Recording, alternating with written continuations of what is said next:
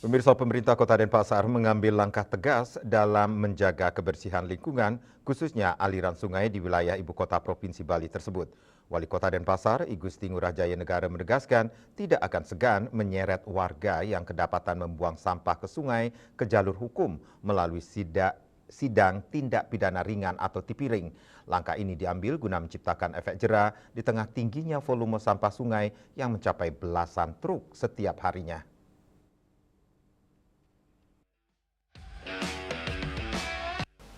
Komitmen pemerintah Kota Denpasar dalam memerangi polusi sampah di aliran sungai kini memasuki babak baru yang lebih represif. Data dari dinas terkait menunjukkan sedikitnya 15 truk sampah berhasil diangkat dari sungai-sungai di Denpasar setiap harinya. Untuk mempersempit ruang gerak warga yang masih bandel, Pemkot Denpasar telah memasang jaring pengaman di berbagai titik strategis. Selain itu, penambahan personel di bidang pengairan serta pemasangan kamera pengawas atau CCTV juga terus dilakukan untuk memantau aktivitas warga di sepanjang bantaran sungai. Wali Kota Denpasar, Gusti Ngurah Jaya Negara menyatakan bahwa pengawasan dilakukan secara real time. Warga yang tertangkap tangan atau terekam CCTV membuang sampah ke sungai akan langsung diproses secara hukum.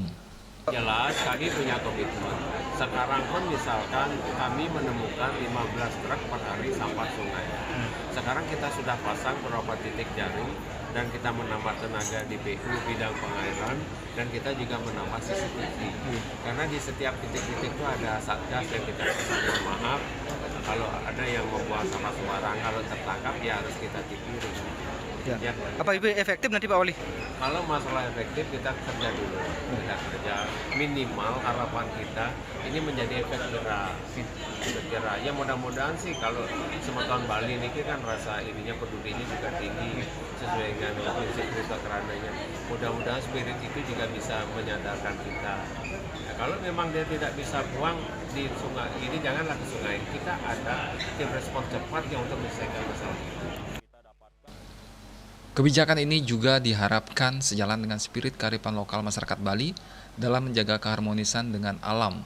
Wali Kota mengimbau masyarakat untuk memanfaatkan layanan tim respon cepat jika mengalami kendala dalam pengelolaan sampah rumah tangga, ketimbang mengotori aliran sungai yang menjadi urat nadi lingkungan kota.